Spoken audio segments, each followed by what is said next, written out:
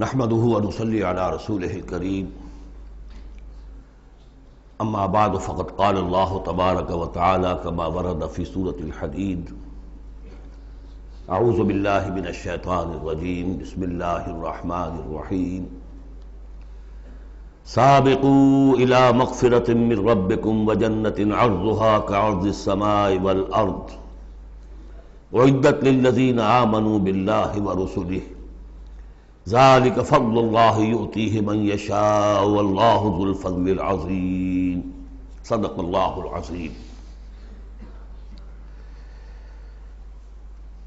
جن مسلمانوں کے دلوں پر کچھ زنگ آ گیا تھا یا جن کے جوش جہاد میں، ذوق شہادت میں، جذبہ انفاق میں کمی آ گئی تھی،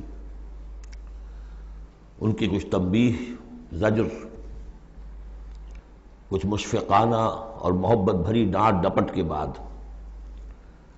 انہیں ادھر متوجہ کیا گیا کہ شیطان لعین تمہیں تاخیر اور تعویق کے چکر میں ڈالے گا۔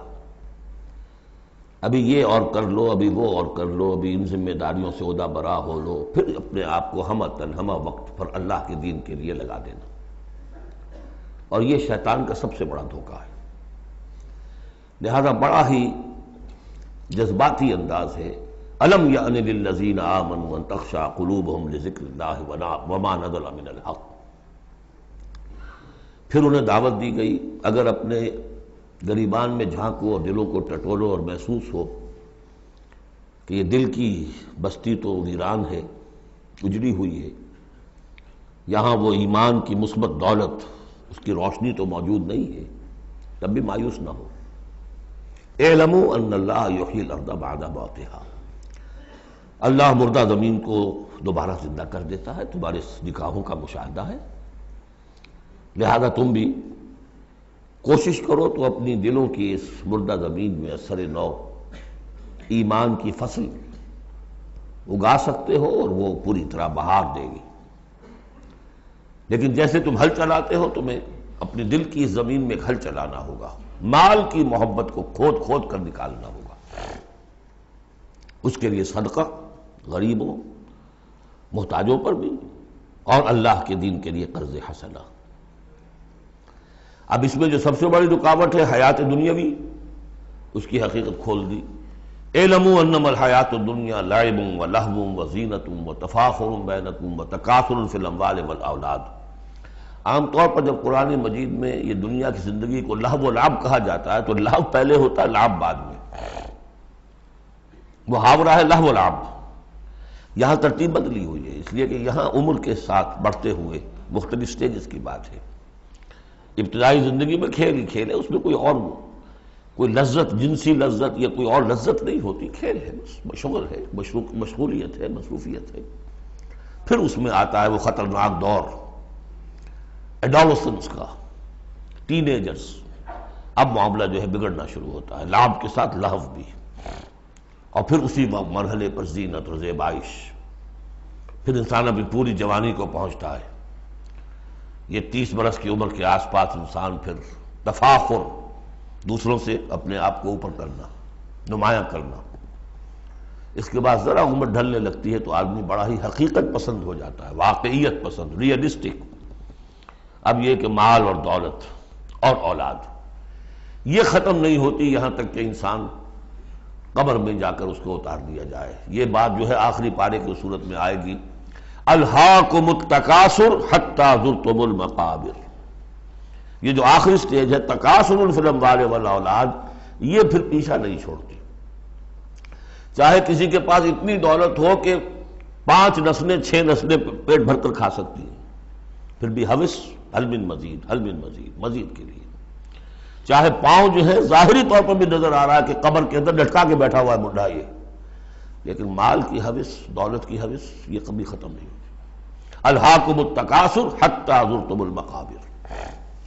اب یہ سارے حقائق واضح کرنے کے بعد اب پکارا جا رہا ہے، سابقوا الی مغفرۃ من ربکم، مسابقت کرو ایک دوسرے سے، آگے نکلو، بھاگو، دوڑو، جیسے تم دنیا میں مسابقت کر رہے ہو، اس کے ہاں یہ آ گیا میرے ہاں کیوں نہ ہو۔ اس کے یہاں اتنا بڑا ٹی وی آ گیا، میرے ہاں کیوں نہ ہو؟ میرے بچے کیا کریں گے؟ جائیں گے وہاں دیکھیں گے، اور میں تو انفیورٹی کمپلیکس پیدا ہو جائے گا، فلاں ہو جائے گا، یہ ہو جائے گا۔ تو تم مسابقت کر رہے ہو دنیا میں، یہ جستجو ہے کہ خوب سے ہے خوب تر کہاں ہے، جستجو کہ خوب سے ہے خوب تر کہاں۔ تو یہ مسابقت تمہیں دنیا میں نہیں، دین میں کرو، جنت کے حصول کے لیے کرو۔ سابقوا الی مغفرۃ من ربکم، ایک دوسرے سے آگے نکلو، مسابقت کرو، دوڑ لگاؤ۔ کس چیز کی طرف؟ اپنے رب کی مغفرت کے حصول کے لیے، اور اس جنت کے حصول کے لیے ارضھا کعرض السماء والارض، جس کا پھیلاؤ ہوگا جو آسمان اور زمین کا ہے۔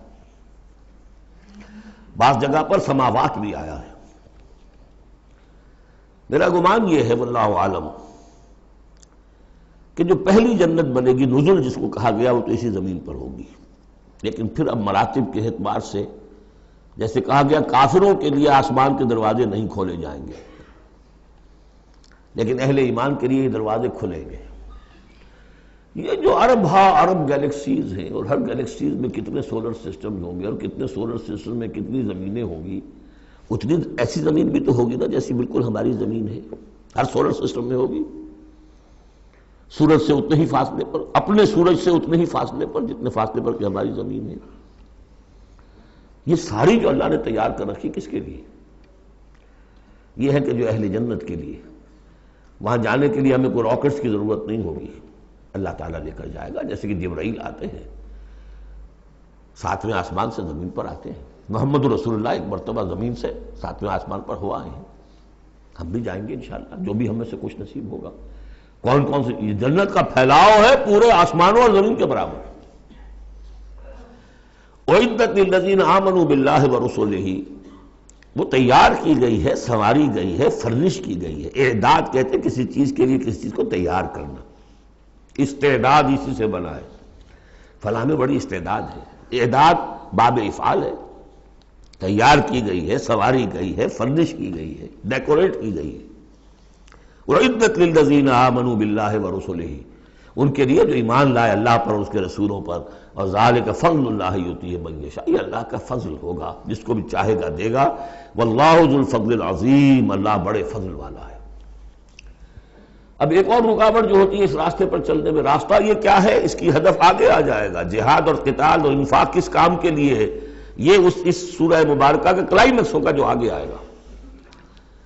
لیکن ایک اور رکاوٹ جو آتی ہے، یہ تکلیف آ جائے گی، یہ مصیبت آ جائے گی، یہ مسئلہ پیدا ہو جائے گا، یہ مشکل ہو جائے گی، یہ سارے خوف۔ وَلَنَبْلُوَنَّكُمْ بِشَيْءٍ مِّنَ الْخَوْفِ وَالْجُوعِ وَنَقْصٍ مِّنَ الْأَمْوَالِ وَالْأَنفُسِ وَالثَّمَرَاتِ لَتُبْلَوُنَّ فِي أَمْوَالِكُمْ فِي أَنفُسِكُمْ وَأَمْوَالِكُمْ وَلَتَسْمَعُنَّ مِنَ الَّذِينَ أُوتُوا الْكِتَابَ مِن قَبْلِكُمْ وَالَّذِينَ أَشْرَكُوا أَذًى كَثِيرًا، آزمایا تو جائے گا۔ اب اس کے لیے بتایا کہ ایک بہت بڑا نسخہ دیا جا رہا ہے۔ ما اصاب من مصیبت فی الارض ولا فی انفسکم، نہیں پڑتی کوئی پڑنے والی، کوئی تکلیف، کوئی مصیبت، کوئی آزمائش، کوئی رنج دہ چیز، تکلیف دہ ہے، مگر الا فی کتاب من قبل، چاہے وہ مصیبت تمہاری زمین، تمہاری اپنی جان پر ہو یا پوری زمین پر ہو۔ وہ بڑے پیمانے پر آیا، سیلاب آیا، زلزلہ آ گیا، ایک انسان کی اپنی ذاتی زندگی میں آیا، ایکسیڈنٹ کے اندر مجروح ہو گیا، کسی بیماری میں مبتلا ہو گیا۔ ما اصاب من مصیبت فی الارض ولا فی انفسکم الا فی کتاب من قبل ان نبرأ، وہ ایک کتاب میں درج ہے اس سے پہلے کہ ہم اسے ظاہر کریں۔ ان ذالک علی اللہ یسیر، یہ اللہ پر بہت آسان ہے۔ اللہ کا علم جو ہے اتنا محیط ہے ما کان و ما یکون کو، کہ جو کچھ ہونا ہے اس کے علم میں تو پہلے سے موجود ہے۔ تو تم اسے بڑا عجیب سمجھو گے، بہت مشکل سمجھو گے، اللہ پر یہ آسان ہے۔ یہ بات تمہیں کیوں بتا دی گئی؟ اس کا ایک نتیجہ نکلنا چاہیے، لِكَيْ لَا تَأْسَوْا عَلَىٰ مَا فَاتَكُمْ، تم افسوس نہ کیا کرو، مایوس نہ ہو جایا کرو اس چیز پر جو تمہارے ہاتھ سے جاتی رہے۔ حوادث سے، دنیا سے کوئی چیز اگر ہاتھ سے نکل گئی، موقع ہاتھ سے نکل گیا، اب بیٹھے ہیں پچھتا رہے ہیں، پیچ و تاب کھا رہے ہیں، میں اگر اس وقت یہ کام نہ کرتا، سیدھا چلا جاتا تو میرا کام بن جاتا، یہ نہ ہوتا، اس نے یہ کام رکاوٹ نہ ڈالی ہوتی تو یہ میرا کام بن جاتا، سوائے وہ پیچ و تاب کے کچھ حاصل نہیں۔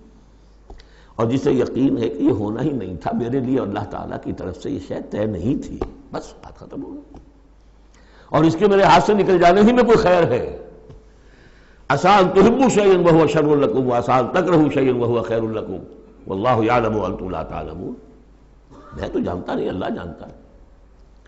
ما اصاب من مصیبت فی الارض ولا فی انفسکم الا فی کتاب من قبل ان نبرأها ان ذلک علی اللہ یسیر لکی لا تعصوا علی ما فاتکم ولا تفرحوا بما آتاکم. جو کچھ اللہ تمہیں دے دے اس پر اترایا مت کرو، اس لیے وہ بھی آزمائش ہے. جو دیا ہے تمہیں اس میں آزمائش ہے، اس کو اکاؤنٹ فار کرنا پڑے گا، وہ لائبلٹی ہے. آپ کو معلوم ہے بیلنس شیٹ جب بنتی ہے تو جو کیپٹل ہوتا ہے وہ لائبلٹیز کے کھاتے میں آتا ہے. اتنا مال تھا تمہارے پاس، بتاؤ نا کیا کیا تم نے اس میں. تو اللہ جو کچھ دیتا ہے وہ لائبلٹی ہے، اس کو اکاؤنٹ فار کرنا ہوگا قیامت کے دن. تمہیں اتنا مال دیا تھا میں نے، تم نے کیا کیا؟ تمہیں اتنی ذہانت میں نے دی تھی، تم نے کہاں لگائی؟ یہ صلاحیتیں میں نے دی تھی، کہاں خرچ کی؟ دنیا بنانے میں یا آخرت بنانے میں؟ باطل کے نظام کی چاکری کرنے میں؟ آئی ایم ایف کی سروس ہو رہی ہے، اتنے بلین روپے تنخواہ مل رہی ہے، ٹھیک ہے، چاکری کس کی ہو رہی ہے؟ کس کے نظام کو چلا رہے ہو؟ کس کی رتھ میں گھوڑے بن کر جتے ہوئے ہو؟ غور کرنے کی بات ہے. بڑا ہمیں فخر ہوتا ہے فلاں شخص ورلڈ بینک کے اتنے عہدے پر پہنچ گیا، ہمارا عزیز اور ہمارا. کس کی چاکری ہو رہی ہے؟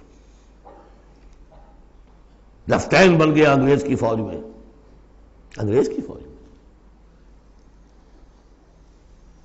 لِكَيْ لَا تَعْصَوْا عَلَىٰ مَا فَاتَكُمْ وَلَا تَفْرَحُوا بِمَا آتَاكُمْ. جو کچھ تمہارے ہاتھ سے جاتا رہے، نکل جائے، اس پر افسوس نہ کیا کرو، اور جو کچھ اللہ تمہیں دے دے اس پر اترایا نہ کرو، سوچا کرو. بلکہ امام احمد ابن حنبل رحمۃ اللہ علیہ کا معاملہ تو یہ ہوا تھا کہ جب وہ خلق قرآن کا مسئلہ چل رہا تھا تو جس زمانے میں کہ ان پر عتاب ہو رہا تھا حکومت کی طرف سے، جیل میں تھے، مارا جاتا تھا کہ کہو کہ قرآن مخلوق ہے، اور وہ کہنے کو تیار نہیں تھے. کہتے ہیں ایسی ایسی ماریں پڑی ہیں کہ ہاتھی کو بھی وہ مار پڑے تو وہ بلبلا اٹھے. کبھی آنکھوں میں آنسو نہیں آئے.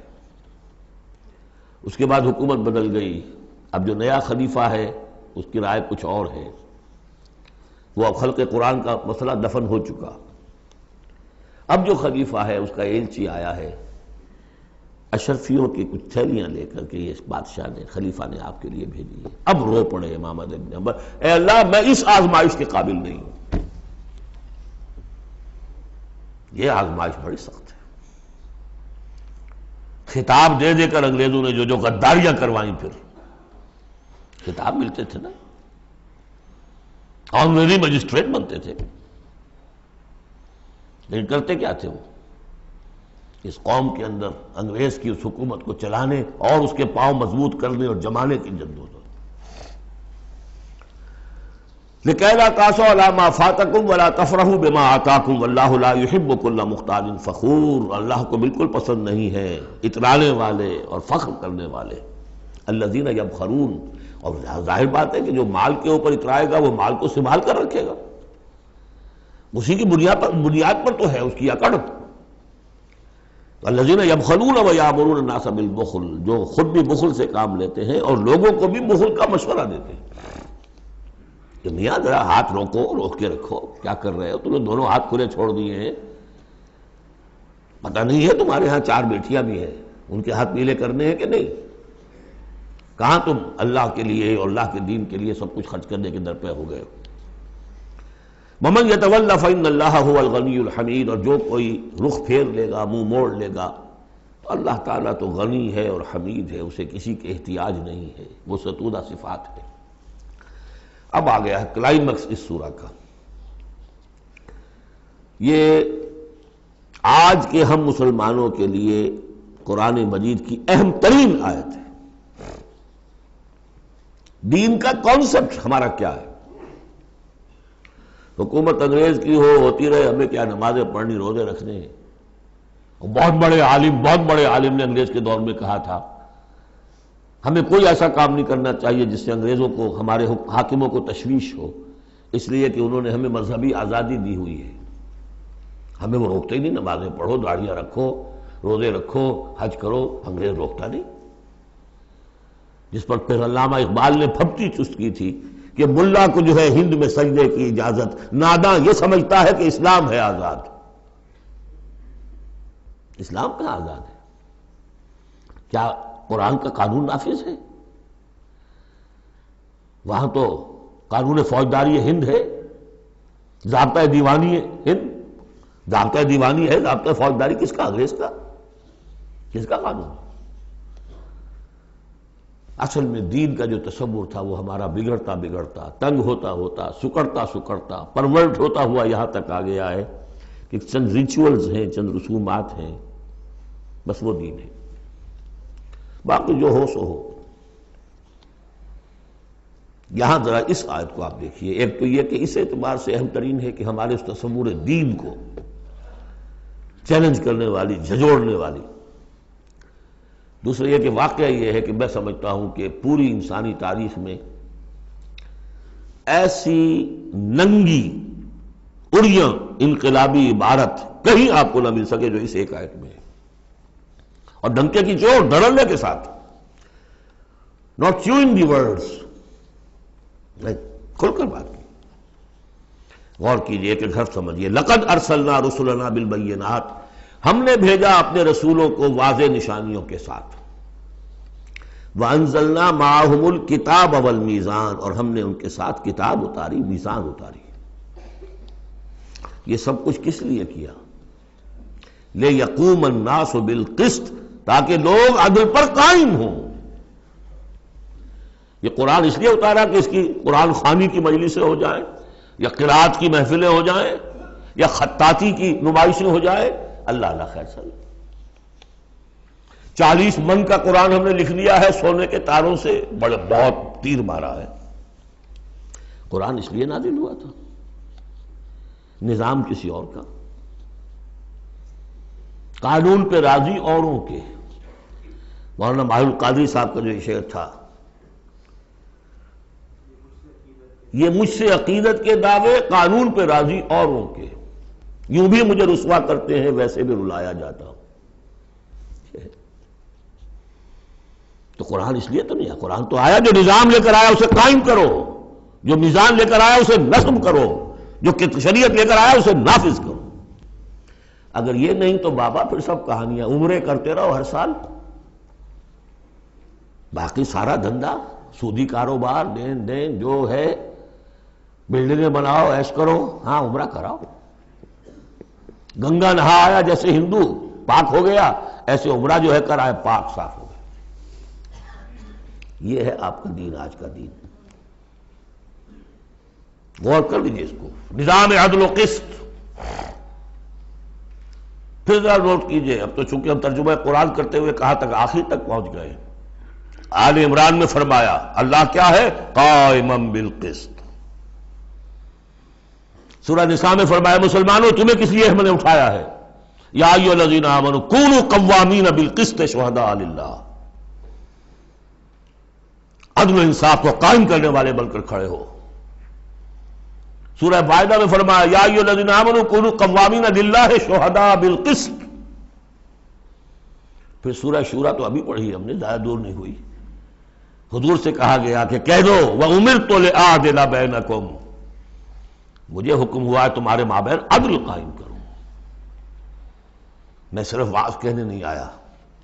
اللہ الذی انزل الکتاب بالحق والمیزان، یہ بھی آیت سورہ شورى میں ہم پڑھ چکے ہیں. وہی کتاب اور میزان کا لفظ یہاں بھی آ گیا ہے. لقد ارسلنا رسلنا بالبینات وانزلنا معهم الکتاب والمیزان لیقوم الناس بالقسط. یہ عدل جو قرآن لے کر آیا یہ نظام عدل ہے، عدل و قسط ہے، اسے نافذ کرو. پھر وہ ہم پڑھ چکے سورہ مائدہ میں قل یا اہل الکتاب لستم علی شیء حتی تقیموا التوراۃ والانجیل وما انزل الیکم من ربکم. کہہ دیجئے نبی ان سے، اے کتاب والو تمہاری کوئی حیثیت نہیں ہے جب تک کہ تم قائم نہیں کرتے تورات کو اور انجیل کو اور جو کچھ تمہارے اوپر نازل کیا گیا تمہارے رب کی طرف سے. یاد ہوگا کہ میں نے کہا تھا یہاں لفظ قرآن رکھ کر دیکھیے. قل یا اہل القرآن لستم علی شیء حتی تقیموا القرآن وما انزل الیکم من ربکم. اے قرآن والو تمہاری کوئی حیثیت نہیں ہے. You have no face to talk to us. ہم سے دعائیں مانگ رہے ہو، ہم تمہاری دعائیں تمہارے منہ پر دے کر مارتے ہیں. تم نے وہ قرآن نافذ کیا یا اس کی تلاوت کی؟ تراویح میں سن لیا پورے رمضان میں ایک قرآن تو بڑا تیر مار لیا، کیا اس کا ایک حرف نہ سمجھاؤ؟ لقد ارسلنا رسلنا بالبینات وانزلنا معهم الکتاب والمیزان لیقوم الناس بالقسط. اور عدل کے راستے میں تو رکاوٹ ڈالیں گے وہ لوگ کہ جو ایکسپلائٹ کر رہے ہیں. جاگیردار کبھی چاہے گا کہ جاگیریں ختم ہو جائیں، وہ تو ٹیکس دینے کو تیار نہیں، آپ کہتے ہیں جاگیرداری ختم ہو جائے. ہاں کوئی ہو سکتا ہے ایسا بھی جاگیردار شریف النفس، کوئی سرمایہ دار ایسا ہو سکتا ہے شریف النفس، لیکن شاذ ہوگا وہ، کوئی ہوگا، اکثر و بیشتر تو نہیں ہوں گے. ابو بکر بھی ایمان لے آئے تھے، اونچے طبقے سے تھے، عثمان بھی ایمان لے آئے تھے، اونچے طبقے سے تھے، اکثر و بیشتر تو نہیں. اکثر و بیشتر تو ریزنٹ کریں گے، ریزسٹ کریں گے، سٹیٹس کو چاہیں گے، وہ چاہیں گے نظام کے اندر کوئی تبدیلی نہ آئے. ہمارے اس کے ساتھ مفادات وابستہ ہیں، ہمارے انٹرسٹ ہیں، ویسٹڈ انٹرسٹ، ہمیں ان سے پریولیجز ملی ہوئی ہیں اس نظام سے. نظام بدلے گا تو ہم گئے. ایسے لوگوں کی سرکوبی کے لیے ہم نے لوہا بھی اتارا ہے. وَأَنزَلْنَا الْحَدِيدَ فِيهِ بَأْسٌ شَدِيدٌ. ہم نے لوہا بھی اتارا ہے. یہی ایک ہی آیت چل رہی ہے، دوسری آیت نہیں ہے یہ. اسی لیے میں نے کہا تھا کہ اڑیاں ترین یہ عبارت ہے کہ انقلاب کے لیے کچھ سر کچلنے پڑتے ہیں، ورنہ نہیں انقلابات. اور اس میں کوئی ریگریٹس نہیں ہے، اس میں کوئی معذرت نہیں ہے. جب یہ لوگ کہتے ہیں کہ وار فار پیس، اگر یہ کہتے ہیں کہ دنیا میں ہیومن رائٹس کے لیے ہم حملہ کر رہے ہیں، کیا مطلب ہے؟ تمہارا اپنا ایک تصور ہے، عدل انسانی کا ایک تصور ہے، اس کے لیے تم طاقت بھی استعمال کر رہے ہو، لوگوں کا گھیراؤ کر رہے ہو، انہیں آئسولیٹ کر رہے ہو، سینکشنز لگا رہے ہو. کیوں؟ کہ تمہاری مرضی کے مطابق نظام انہوں نے کیوں نہیں بنایا. تو اہل ایمان کو اللہ نے ایک نظام دیا ہے، وہ اللہ کا دیا ہوا نظام ہے، عدل و قسط پر مبنی ہے. اس نظام کو قائم کرنے کے لیے وہ اگر طاقت بھی ہوگا تو استعمال کریں گے. ہاں طاقت نہیں ہے تو ٹھیک ہے، پڑے ہوئے اس میں یہ کہ طاقت فراہم کرو، دعوت دو، لوگ جمع ہوں، اس کے لیے تن من دھن لگانے کا عہد کریں، ان کی تربیت ہو. محمد رسول اللہ کیا کر رہے تھے مکے میں 12 برس تک؟ وہ آپ نے طاقت تیار کی. وہ طاقت جو ہے پھر کوڑا بن گیا جب تو کوڑا دے کر مارا ہے باطل کے اوپر. بل نقذف بالحق علی الباطل فیدمغہ. ہم باطل کے اوپر حق کو مارتے ہیں جو اس کا بھیجا نکال دیتا ہے. فاذا ہوا زاہق، یہی ہوا. لیکن اس دوران میں، اس پروسیس میں اہل ایمان کو جانیں دینی پڑیں گی، تکلیفیں جھیلنی ہوں گی، گھر بار چھوڑنے ہوں گے، جان و مال کے نقصانات برداشت کرنے ہوں گے. یہ ہے انقلابی عمل. وَأَنزَلْنَا الْحَدِيدَ فِيهِ بَأْسٌ شَدِيدٌ. ہم نے اتارا لوہا، اس میں بڑی جنگ کی صلاحیت ہے، ہتھیار بنتا ہے. وہ منافع للناس، لوگوں کے لیے کچھ اور منفعت بھی ہے. اصل میں تو یہ تلوار اور نیزے اور ڈھال کے لیے ہے. باقی یہ کہ چمٹا پھونکنی اور توا بھی تم نے بنا لیے، چلو کوئی بات نہیں. اب تو وہ چمٹا پھونکنی اور توے کا دور بھی گزر گیا. وَلِيَعْلَمَ اللَّهُ مَن يَنصُرُهُ وَرُسُلَهُ بِالْغَيْبِ. اللہ دیکھنا چاہتا ہے کہ کون ہے اس کے وہ وفادار بندے جو اس لوہے کی طاقت کو ہاتھ میں لے کر اللہ کی اور اس کے رسولوں کی مدد کرتے ہیں غیب میں ہونے کے باوجود.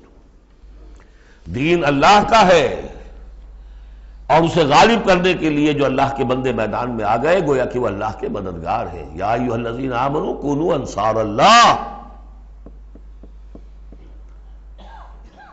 اگرچہ دین نافذ کرنا اور قائم کرنا فرض منصبی محمد رسول اللہ کا ہے. هو الذی ارسل رسولہ بالہدی ودین الحق لیظہرہ علی الدین کلہ. جو ان کے انصار بن گئے، مددگار بن گئے، وہ اللہ کے مددگار، رسول کے مددگار.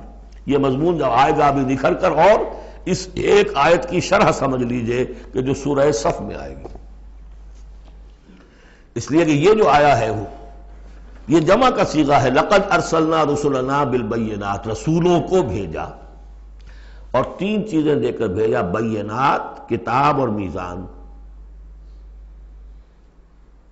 لقد ارسلنا رسلنا بالبینات ایک، وانزلنا معهم الکتاب نمبر 2، والمیزان نمبر 3، تاکہ عدل پر قائم ہو۔ حضور کے بارے میں اب آیت آئی، هو الذی ارسل رسولہ بالہدی ودین الحق، دے دو چیزیں دے کر بھیجا، تیسری نہیں۔ کیا مطلب؟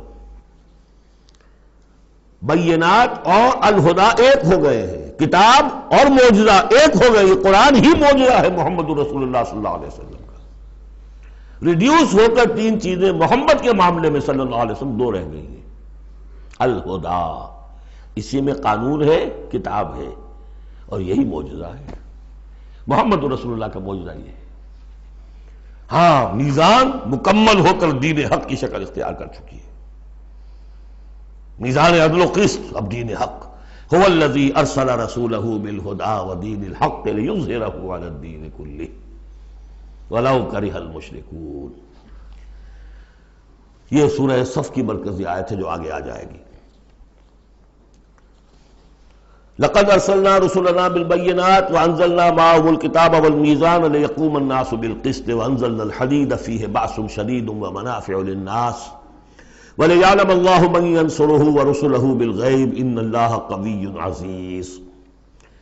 یہ سورہ مبارکہ جو ہے ایک اعتبار سے مضمون تدریجاً ترقی کرتا ہوا کلائمیکس پر پہنچ گیا ہے، آیت نمبر 25 پر جو ہم نے پڑھ لی۔ اب ایک سمجھیے ضمیمہ ہے اس میں، کبھی میں پہلے اینٹی کلائمیکس کا لفظ استعمال کرتا رہا، وہ مناسب نہیں ہے، ضمیمہ ہے۔ ضمیمہ کیا ہے؟ شیطان نے ایک اور چال چلی، جن لوگوں کے دلوں میں اللہ کی، رسول کی محبت بہت ہو گئی، آخرت کی طلب بھی ہو گئی، اور حقیقی ایمان اور صحیح جذبات، اس کا رخ موڑ دیا رہبانیت کی طرف۔ جاؤ خوب نفلیں پڑھو، خوب تپسیاں کرو، خوب عبادتیں کرو، دنیا کو چھوڑو، تاکہ دنیا میں ننگا ناچ ناچوں، اور جو اللہ کے ماننے والے وہ جا کر گپھاؤں میں اور پہاڑوں کی چوٹیوں پر اور غاروں میں جا کر تپسیاں کریں۔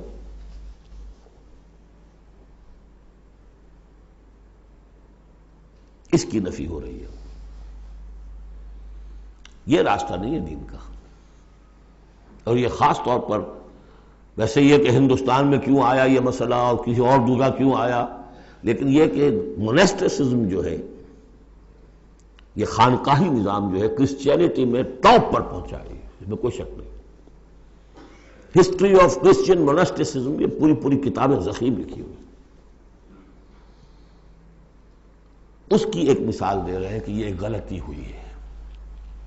مسلمان میں ایمان باللہ، ایمان بالآخرہ پیدا ہو تو وہ دنیا کی مجدھار میں رہ کر نظام کو صحیح کرے، نظام کو ٹھیک کرتے ہوئے بھوک بھی آئے گی برداشت کرے۔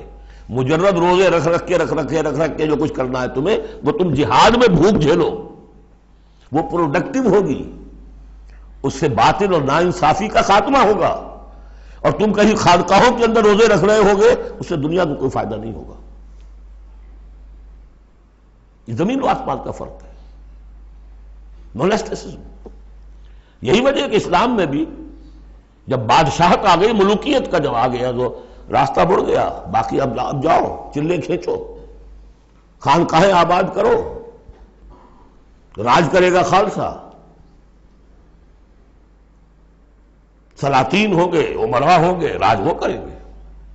ہاں، تمہاری خانقاہ کو ہم اتنے گاؤں دے دیتے ہیں، اس کی آمدنی تمہاری خانقاہ پر صرف ہوگی، جو تمہارے مرید وغیرہ آئیں اور وہاں لنگر چلتا رہے، اس کے بھی ایک کھانا ہو جائے۔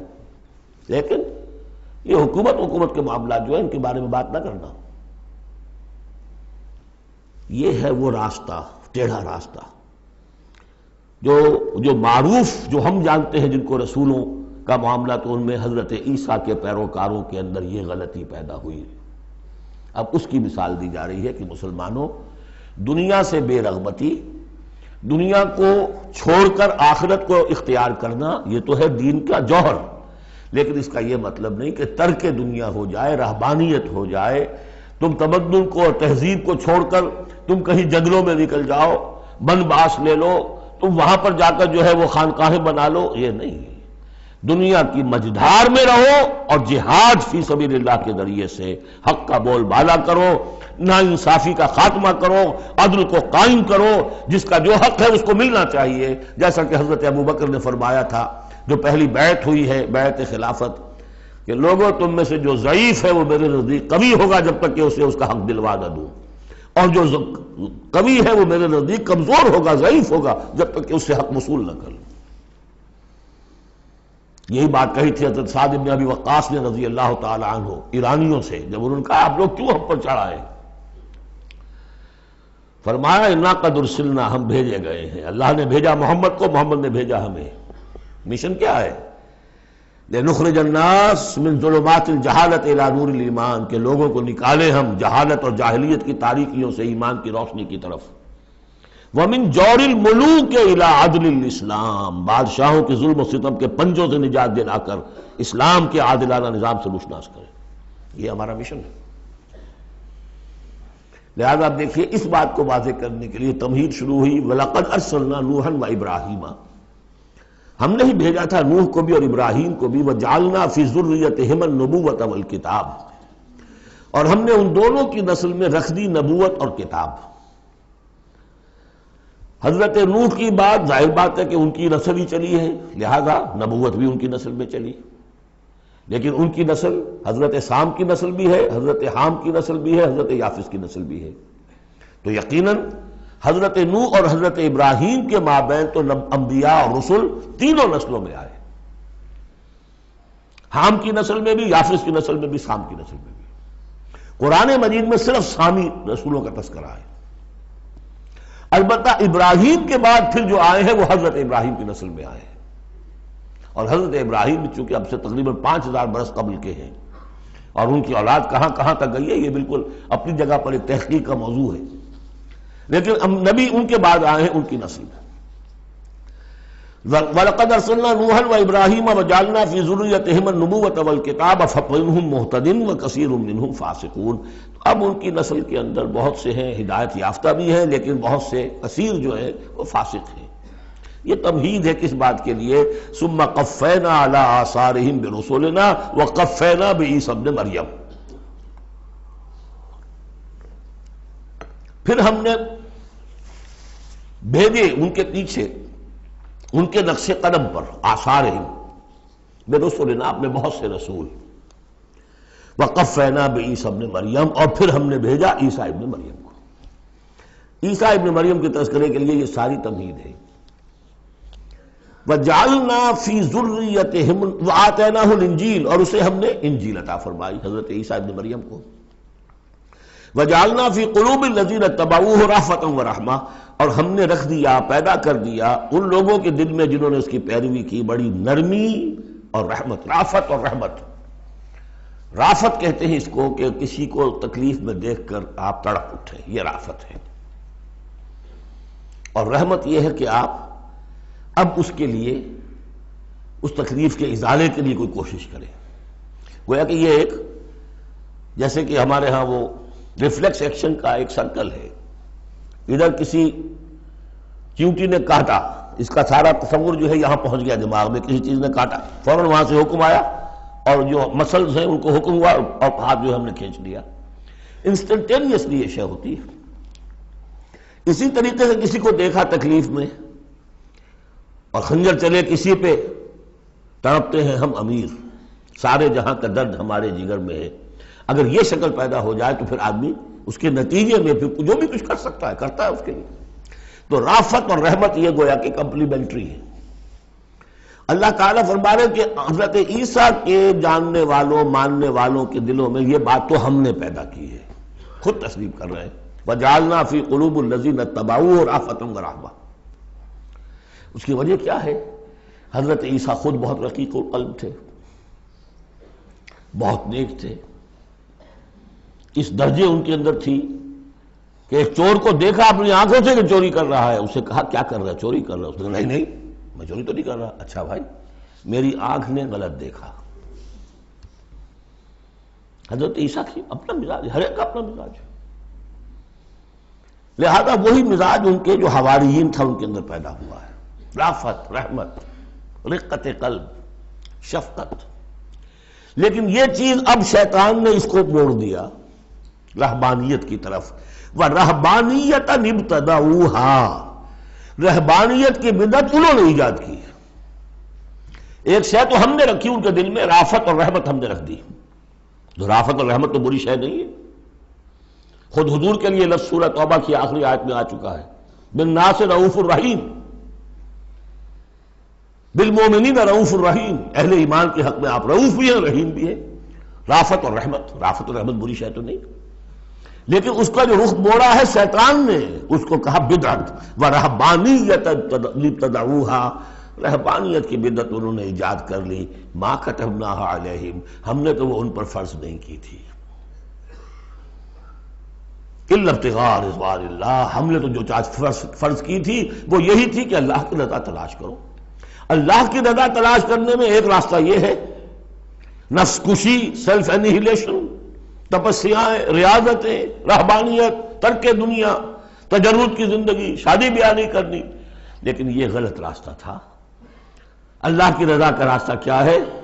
وَابْتَغُوا إِلَيْهِ السَّبِيلَ وَجَاهِدُوا فِي سَبِيلِ اللَّهِ بِأَمْوَالِكُمْ وَأَنفُسِكُمْ، یہ راستہ ہے جو اللہ چاہتا ہے۔ باطل کو بلیا بیٹ کرنے کے لیے، حق کو غالب کرنے کے لیے، ظلم کے خاتمے کے لیے، عدل و قسط کو قائم کرنے کے لیے سختیاں جھیلو، تکلیفیں برداشت کرو، بھوک برداشت کرو، فاقے برداشت کرو، جان و مال کا نقصان برداشت کرو۔ یہ ہے کہ جو اللہ کی رضا جوئی کا راستہ ہے جو اللہ نے سکھایا ہے۔ ہاں شیطان نے موڑ دیا کہ ان کی نیکی اب تمدن سے مڑ کر ادھر چلی جائے، تاکہ یہاں تمدن کا میدان میرے لیے ننگا ناچ میں ناچوں، مجھے کچھ پوچھنے والا نہ ہو۔ فَآتَيْنَا الَّذِي فَمَا رَعَوْهَا حَقَّ رِعَایَتِهَا، پھر ایک اور دوہرا جو ان کے اوپر چارج شیٹ ایک اور ہے، پھر وہ رعایت بھی نہیں کر سکے اس کی جیسی کہ رعایت کرنی چاہیے تھی۔ ایک دفعہ آدمی طے کر لے میں ساری عمر شادی نہیں کروں گا، مجرد رہوں گا، یہ تو آسان ہے، اس کو نبھانا تو آسان نہیں ہے۔ اللہ نے انسان میں جنسی جذبہ رکھا ہوا ہے، نتیجہ کیا نکلا؟ وہ تو جو کتابیں میں نے بتایا ہے کہ یہ موٹی موٹی ضخیم کتابیں جو ہے ہسٹری آف کرسچین موناسٹسزم پر، ان میں پڑھ لیجئے اب کیا ہوتا تھا۔ کہنے کو راہب ہے اور راہبائیں ہیں، اور زنا ہو رہا ہے، حرامی بچوں کی پیدائش ہو رہی ہے، اور ان کے تہخانوں کے اندر قبریں بن رہی ہیں۔ وہ تہخانے جو ہوتے تھے راہب خانوں کے، وہ حرامی بچوں کے قبرستان ہوتے تھے۔ آخر فطرت کا راستہ ہے، دریا کے آگے آپ بند باندھیں گے کیا کریں گے؟ کوئی راستہ اس کا ایک اور بنائیے تو پھر بند باندھ سکتے ہیں نا، چلتے دریا میں کیسے بنا دیں گے؟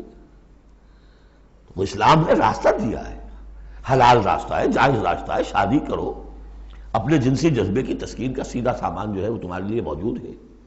جہاں وہاں قدغن آ جائے گی حرام خوری ہوگی، پانی کے آگے بہاؤ کرے تو پانی کہیں نہ کہیں سے راستہ نکال لے گا، یہی ہوا۔ وہ جمی سواگت ہو آج کی دنیا کے یا کوئی بھی ہو، پھر جو ان کے سکینڈلز آتے ہیں، اور کون بچا ہوا تو شاذ کوئی ہوگا، اس لیے کہ خود وہ کہتے ہیں، انہی کا ایک آدمی ہے شاہدہ شاہد من اہلہا، جب فرائیڈ جو ہے انہی کا آدمی وہ کہتا ہے کہ یہ سب سے زیادہ پوٹنٹ ہے موٹیو انسان کا، the most potent motive in human beings is sex. حالانکہ غلط ہے، یہ مغربی حکماء کے میں سے کسی کی نظر کہیں جم گئی، کسی کا کہیں جم گئی۔ مارکس کو پیٹ نظر آیا، معاشی جذبہ جو ہے انسان کا، اس کو سیکس نظر آیا، ایڈلر کو دی ارج ٹو ڈومینیٹ، تفوق، حب تفوق۔ یہ ساری چیزیں اپنی جگہ پر پارشل ٹروتھس ہیں، سب ٹھیک ہیں، لیکن بہرحال جو اتنا بڑا جذبہ ہے اس کے آگے آپ ایک غیر فطری اگر بند باندھیں گے تو اس کا نقصان کیا ہوگا؟ فما رعوها حق رعایتها، تو پھر وہ رعایت بھی نہ کر سکے، اس کی حفاظت نہ کر سکے، اس کا حق ادا نہ کر سکے، اس کو نبھا نہ سکے جیسا کہ نبھانے کا حق تھا۔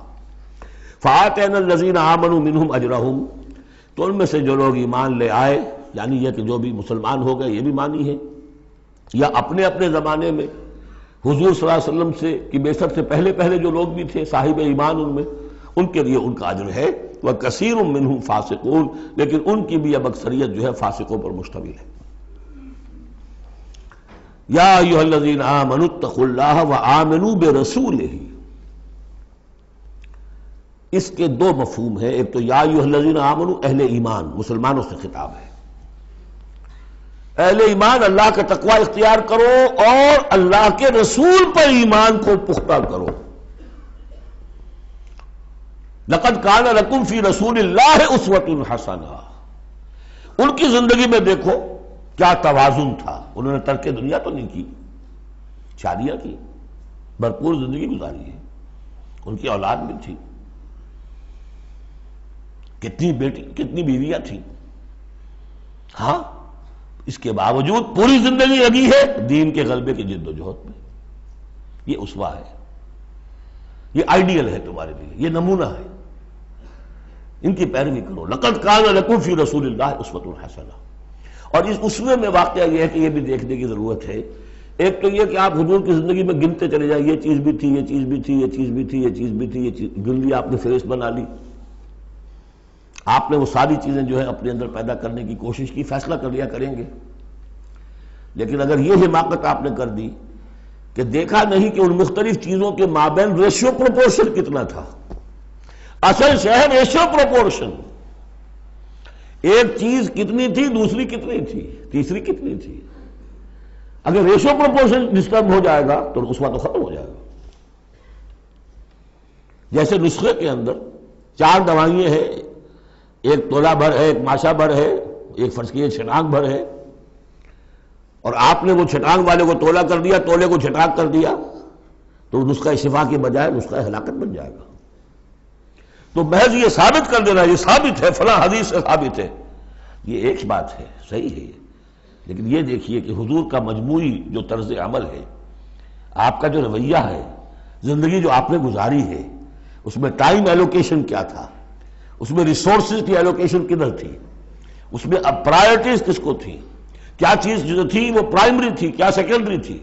اگر یہ چیزیں بھی ملحوظ نہ رکھی گئی تو وہ اسوہ نہیں رہے گا، وہ کچھ اور بن جائے گا. لہذا یہاں زور جو ہے وہ آمنوا برسولہ. اور ایک بات یہ ہے کہ یہاں پر اہل کتاب کو بھی خطاب کیا جا رہا ہے کہ ان میں سے بھی جن لوگوں کے دلوں کے اندر ابھی کوئی رمق تھی ایمان کی، سابقہ ایمان کی، ان کو پکار کر کہا جا رہا ہے یا ایھا الذین آمنوا اتقوا اللہ وآمنوا برسولہ. اللہ کو تو تم مانتے ہو پہلے سے، اس کا تقوی اختیار کرو. اب تمہارے لیے بڑا امتحان یہ کہ اس رسول پر بھی ایمان لاؤ. اور اگر تم اس رسول پر بھی ایمان لاؤ گے، یؤتکم کفلین من رحمتہ، تمہیں دوہرا دے گا اپنی رحمت میں سے حصہ. اہل کتاب جو ایمان لائے حضور پر، ان کے لیے دوہرا اجر ہم پڑھ چکے ہیں پہلے، یہ سورہ قصص میں آ چکا ہے. وَيَجْعَلْ لَكُمْ نُورًا تَمْشُونَ بِهِ. اب یہ دونوں کو کور کرے گا. اگر تم نے رسول پر ایمان پختہ رکھا، اسی لیے جو میں زور دیتا ہوں کہ منہج انقلاب نبوی تلاش کیجئے. آپ حضور نے کیسے انقلاب برپا کیا؟ محض اقامت دین کی جد و جہد کے لیے تن من دھن لگا دینا، یہ پہلا قدم ہے. اللہ مجھے اور آپ کو توفیق دے کہ ہم اس کا فیصلہ کریں. پھر مرحلہ آئے گا کس طریقے پر کریں. وہ منہج اگر انقلاب نبوی کا نہیں ہے، خلاف پیمبر کسے راہ گزید کہ ہرگز بمنزل نہ خواہد رسید. اگر پیغمبر کے راستے سے ہٹ کر کوئی راستہ اختیار کیا، کبھی منزل تک نہیں پہنچ سکو گے. لہذا آمنوا برسولہ، جتنا یقین ہوگا کہ جائی جاست. آپ کو معلوم ہے جہاں ذرا گمان ہوتا ہے کہ یہاں تیل ہے، کروڑ ہاں ارب ہاں روپیہ جو ہے وہ وہاں پہ ڈرلنگ کے اندر، تلاش کے اندر لگا دیتے کہ نہیں. یقین ہو کہ جائی جاست. اصل شے ہے سیرت محمدی صلی اللہ علیہ وسلم، اصل شے ہے طریق محمدی صلی اللہ علیہ وسلم، منہج و منہاج محمدی صلی اللہ علیہ وسلم. وَلِكُلٍّ جَعَلْنَا مِنْكُمْ شِرْعَةً وَمِنْهَاجًا. ہم نے تم میں سے سب کے لیے علیحدہ علیحدہ شریعتیں، علیحدہ علیحدہ منہاج بنائے ہیں. منہاج محمدی کیا ہے، اس کو تلاش کرو اور اس کو اختیار کرو. یا ایھا الذین آمنوا اتقوا اللہ وآمنوا برسولہ یؤتکم کفلین من رحمتہ ویجعل لکم نورا تمشون بہ ویغفر لکم واللہ غفور رحیم. اور بخش دے گا. پھر اس راستے پر آدمی چل پڑے، رخ سیدھا کر لے بحیثیت مجموعی زندگی صحیح رخ پر آ گئی تو خطا تو ہو جائے گی کبھی نہ کبھی، کہیں پاؤں پھسل جاتا ہے آدمی کا، اٹھتا ہے توبہ کرتا ہے۔ انما التوبۃ علی اللہ للذین آمنوا للذین یعملون السوء بجہالۃ ثم یتوبون من قریب واللہ غفور الرحیم، اللہ جو ہے وہ غفور الرحیم ہے۔ تو میں نے جو اس آیت کا مفہوم بیان کیا آپ کے سامنے کہ اس میں خطاب کا رخ جو ہے اہل کتاب کی طرف بھی ہے، اس سے اگلی آیت جو ہے بہت کھل جاتی ہے۔ لئلا یعلم اہل الکتاب الا یقدرون علی شیء من فضل اللہ، جن کے سامنے یہ پہلو نہیں آیا اس آیت میں، انہیں یہاں کہنا پڑا کہ یہاں لئلا میں لا زائد ہے، مراد لکئی لا یعلم۔ اگر تو وہ آیت صرف مسلمانوں سے خطاب کر رہی ہے تو انہوں نے ترجمہ کیا تاکہ اہل کتاب کو اچھی طرح معلوم ہو جائے کہ اب انہیں کوئی قدرت حاصل نہیں ہے اللہ کے فضل پر، کوئی حصہ حاصل نہیں کر سکتے اللہ کے فضل میں سے۔ میں نے جو دوسرا رخ بیان کیا ہے اس سے سمجھیے تاکہ نہ سمجھے اہل کتاب کہ اب ان کے لیے اللہ کے فضل کے حصول کا کوئی راستہ نہیں رہا، راستہ ہے، اب بھی ہے، کھلا ہے، آؤ محمد کے قدموں میں آؤ، آؤ قرآن کی طرف آؤ۔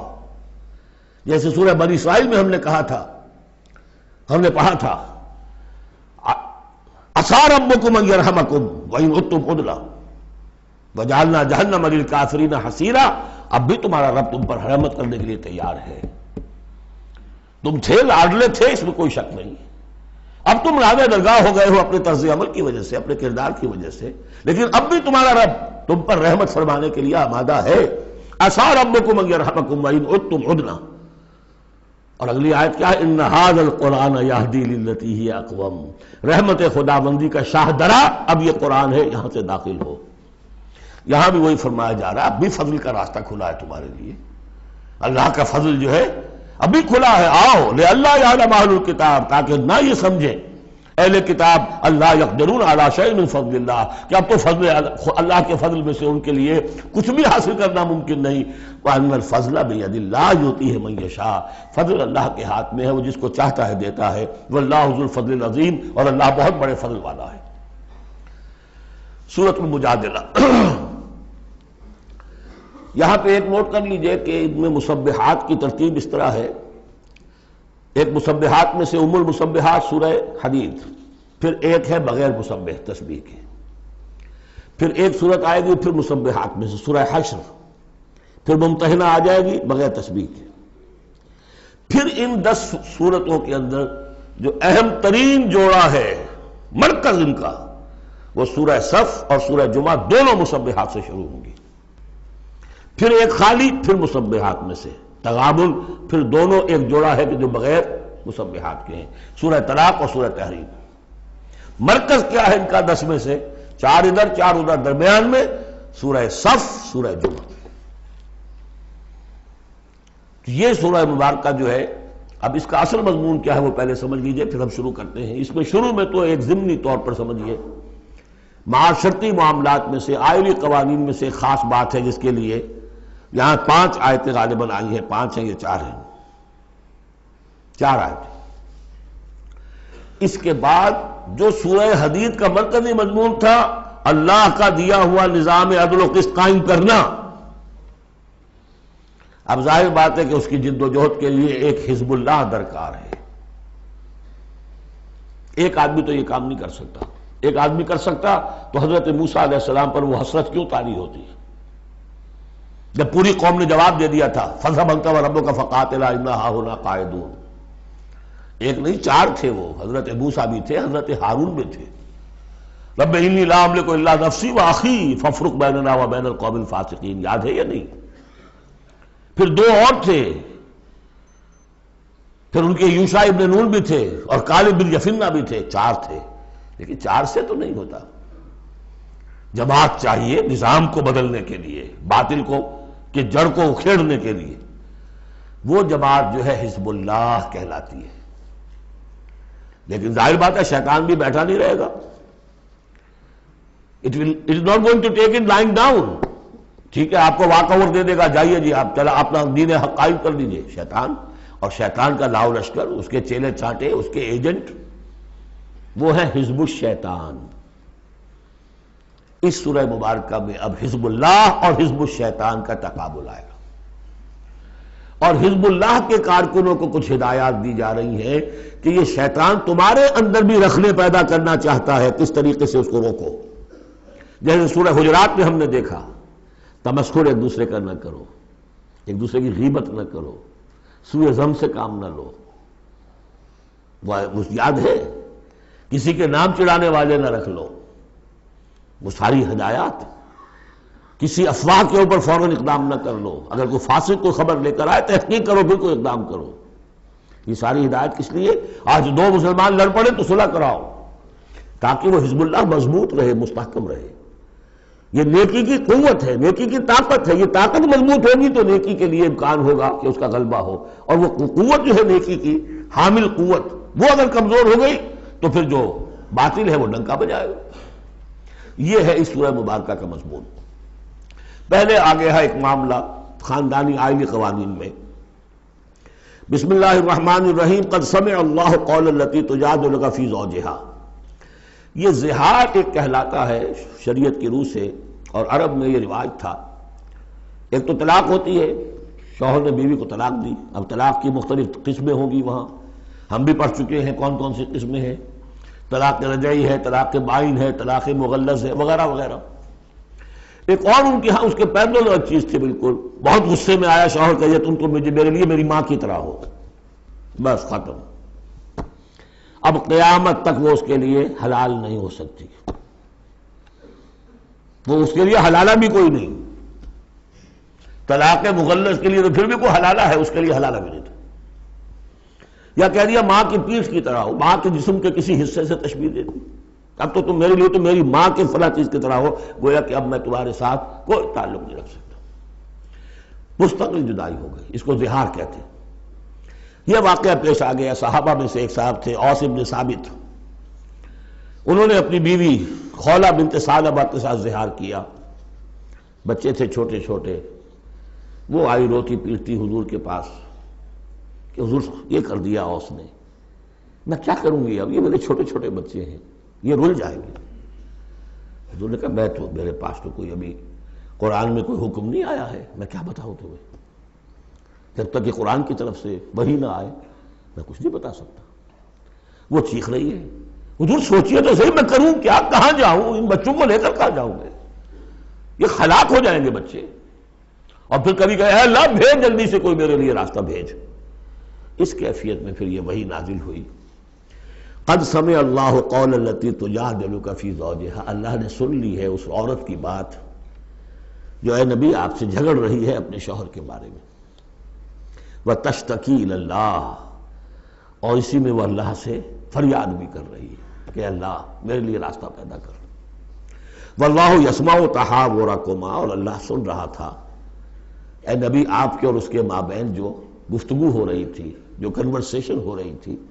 واللہ یسمع تحاورکما ان اللہ سمیع بصیر، اللہ سمیع ہے، سب کچھ سننے والا، بصیر ہے، سب کچھ دیکھنے والا۔ لہذا اب اس خولہ بنت ثعلبہ کی اس فریاد پر اللہ تعالیٰ کی طرف سے رحمت کا دریا جوش میں آیا، مستقل قانون کی حیثیت سے قانون شریعت میں یہ چیز شامل کر دی گئی۔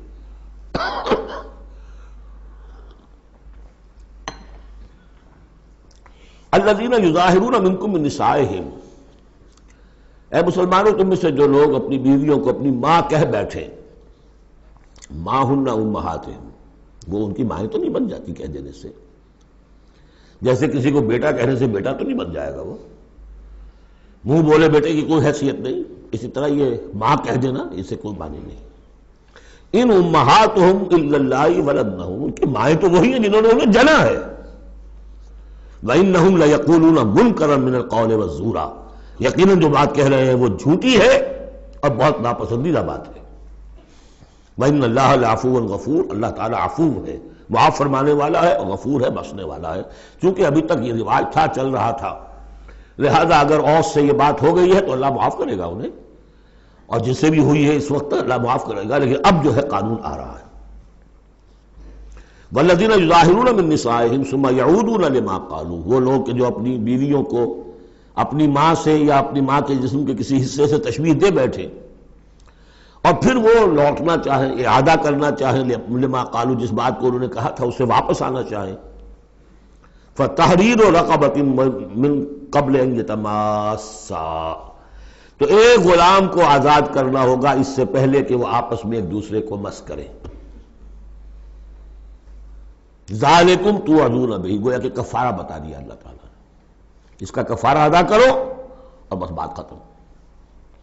ذَلِكُمْ تُوعَدُونَ بِهِ، یہی ہے جس کا کہ تمہیں واعظ کہا جا رہا ہے، نصیحت کی جا رہی ہے، ہدایت دی جا رہی ہے.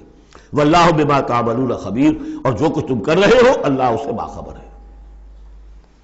فَمَن لَّمْ يَجِدْ، تو جو کوئی نہ پائے، کوئی غریب آدمی ہے جس سے کہ یہ حرکت ہو گئی اور وہ اب اس کے پاس کوئی غلام نہیں ہے، اب غلام خریدے پھر آزاد کرے، اس کے پاس پیسہ نہیں ہے.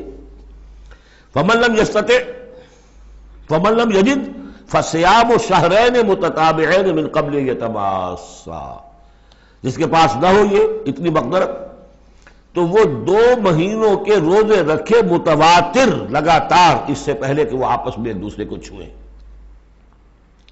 اب یہ بھی بہت سخت سزا ہے، 2 مہینے کے روزے متواتر، بیچ میں کوئی چھوٹے نہ.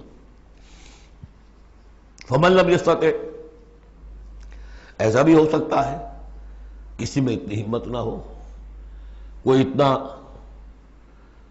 ضعیف ہے، کوئی بیمار ہے، کسی کو ڈائبٹیز ہے، کچھ اور ہے، وہ روزے نہیں رکھ سکتا. فمن لم یستطع فاطعام 60 مسکینا، تو 60 مسکینوں کو کھانا کھلانا، ایک روز کی روزی جو ہے، اور وہ ہو بھی من اوسط ما تطعمون اہلیکم، وہ کھانا ہو کہ تم اپنے اہل و عیال کو کھلاتے ہو، وہ اوسط کھانا. ذالک لتؤمنوا باللہ ورسولہ، یہ اس لیے ہے تاکہ تم یقین کرو اللہ پر، اس کے رسول پر. میں کافی عرصے تک اور کافی تلاش بھی میں نے کیا کہ اس کا مفہوم کیا ہے. یہ تمہیں دیا جا رہا تاکہ تم ایمان رکھو اللہ پر، اس کے رسول پر، کیا مطلب ہوا؟ بات سمجھ میں آ گئی. واقعہ یہ کہ جب کوئی شخص کفارہ ادا کرتے ہوئے یہ سختی جھیلتا ہے اس خیال کے ساتھ کہ اللہ کا قانون ہے، تو اس کے ایمان میں اضافہ ہوتا ہے، یقین بڑھے گا، اس کو مشقت کر رہا ہے. جیسے کہ ایمان سے عمل صالح پیدا ہوتا ہے، عمل صالح سے بھی ایمان پیدا ہوتا ہے. یہی بات سورہ حجرات میں ہم دیکھ آئے تھے.